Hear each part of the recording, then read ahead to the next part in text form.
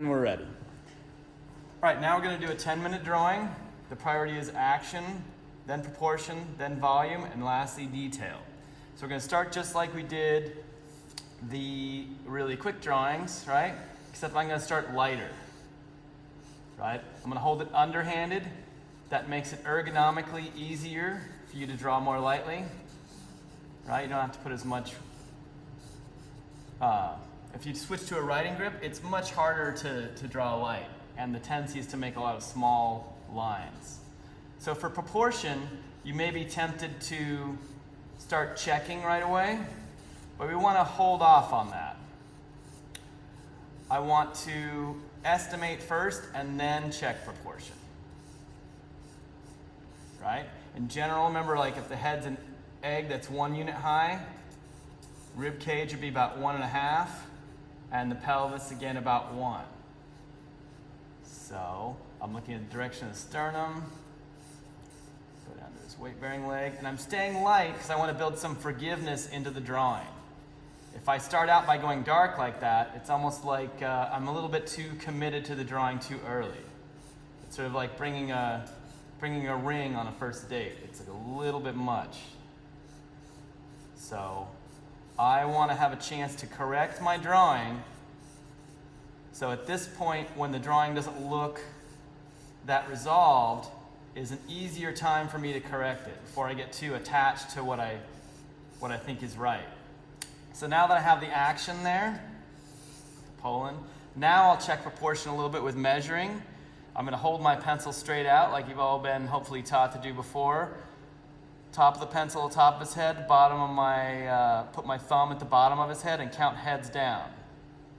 3, 4, Ed is about 4 heads. 2, 3, 4 to the bottom of the pelvis, so that was about right. Another good thing to check at this point is balance. Here's the pit of his neck. He looks like he might be a little off balance on my drawing. On him, the pit of his neck, if I make a line straight down, it comes to about the back of his heel, so I was okay. Another thing, maybe I want to check the legs, make sure they're not too short. So let me look at from heel here to where the bottom of the pelvis is, since I checked that from the top. So on my drawing, it comes up to about the middle of his head. I'll check it on him. Middle of his head. It looks like it comes on him, it actually comes to about here, right to the bottom of the chin. So maybe I had his legs a little long. So again, that's a good time to correct, is when you don't have a lot going on. This part is very important. If you get the proportions right, you can get away with a lot.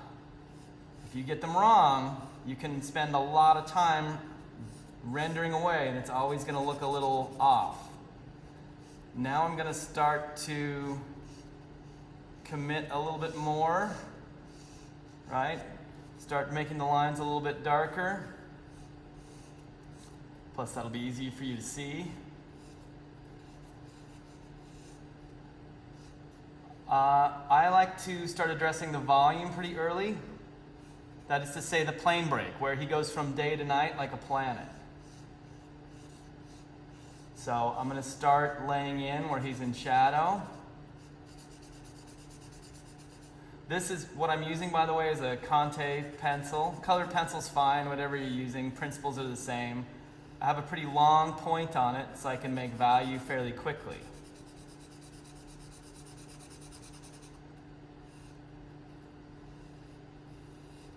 That back leg's pretty dark. So as I start to work my way through the drawing, eventually I'll start to make my contour lines darker. That way the contour lines are what they should be, which is a byproduct of the way I'm understanding the form, right? I don't follow the line down one side of the model and then the line down the other side of the model.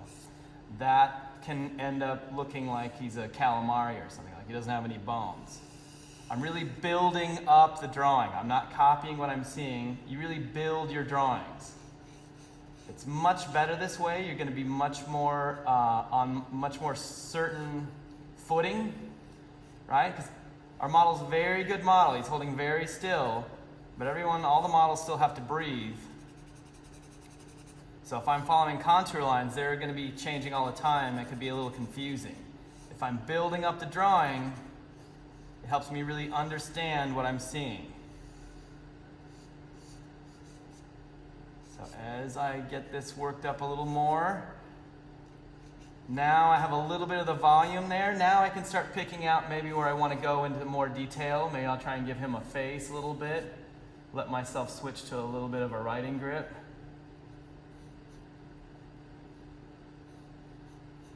And I wanted to keep my initial structure stuff I'm checking with, where I'm checking heads and that kind of thing, very light, so that it doesn't interfere with the drawing at the end, and it can still hopefully look like he's made of flesh and not like a robot. So those measuring things are great, but you want to keep them faint so they don't superimpose onto your drawing later. Also, you notice with my line weight, the light's coming from here. I tend to have my line weight agree with the light direction, right? So I'm going to go darker where he's darker and keep my lines lighter or fainter up in here where he's more lit. I have a little bit of value everywhere.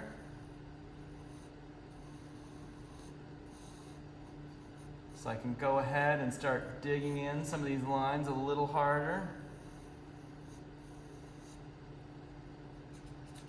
Build up the values a little bit more. Maybe look for where he's the darkest and lightest. Now he's got very dark hair, so that's very convenient right now, because I can go dark right here and know that I'm not going to go that dark on his skin. Maybe some of these folds are that dark, like right here under the arm is pretty dark, or where his pectoral is in front of his arm right there. That's kind of dark.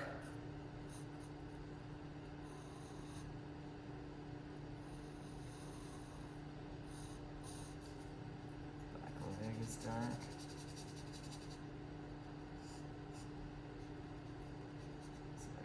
Foot. Taper down in.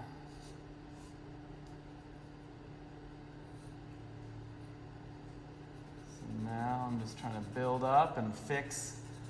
It's also good to start light because this doesn't really erase very well, right? Actually, it doesn't erase at all. So if I really make a mistake, I'm kind of attached to it. So I really want to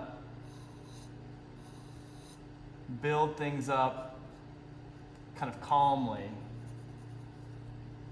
not let myself get too panicky, and not correct with darks, right? Meaning, like, if I get something wrong, I don't want to, like, no, I didn't mean that, I meant this. Correcting with darks can be like shouting someone down in an argument. It doesn't really make your argument any better. And you guys know from design that your eye is drawn to contrast. So if you correct by going darker, the first thing someone's going to see when they look at your drawing is where you were trying to fix it. So that's another reason to stay more restrained at the outset. Your hand tends to hang about halfway between your pelvis and your knee.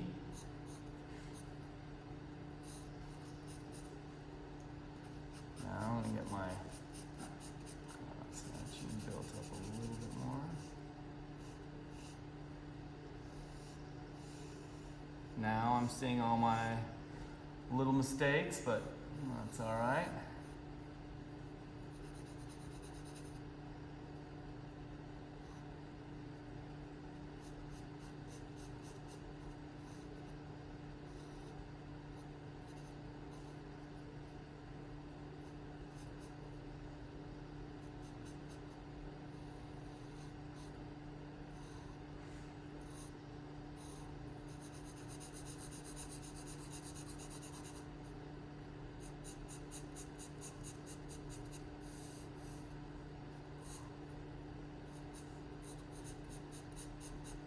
Building things up a little bit more. I'm starting to pay attention to my line quality.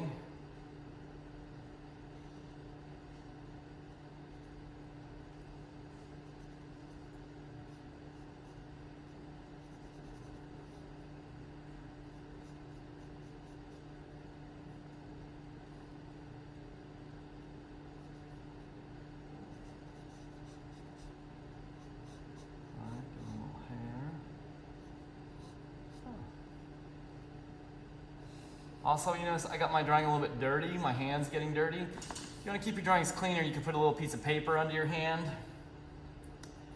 Generally, I would draw maybe a little bit smaller. Also, if you're drawing with colored pencil, it's more dense. It's not gonna get as hazy like this.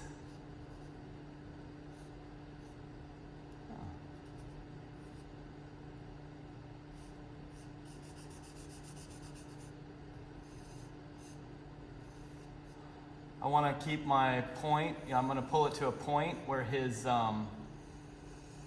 especially where the bone is harder, where I have a harder line. Meaning like where there's more bone near the surface, like at the tibia, like front of the shin. Looking for some of these landmarks. Here's the iliac crest, top of the pelvis, right? Pit of the neck. You can see he's facing this way, his sternum's like this. Some of the things that we study anatomy for start to come in more handy on a longer drawing, like the biceps, right? And that's time.